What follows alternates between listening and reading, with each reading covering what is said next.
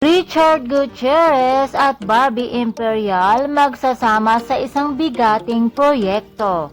Isang bigating teleserye umano ang pinaghahandaan ng Kapamilya Network na napapabalitang pagsasamahan nina Richard Gutierrez at Barbie Imperial. Makakasama di umano nila sa seryeng ito ang iba pa mga bigating mga cast gaya na lamang ni Daniel Padilla, Ian Veneracion, Baron Geisler, Kayla Estrada, Maris Racal at Anthony Jennings. Wow na wow! Talagang bigatin ang mga cast sa bagong Kapamilya epic action serye na ito. Kaya talaga namang isa na naman ito sa mga dapat natin abangan sa Kapamilya Network.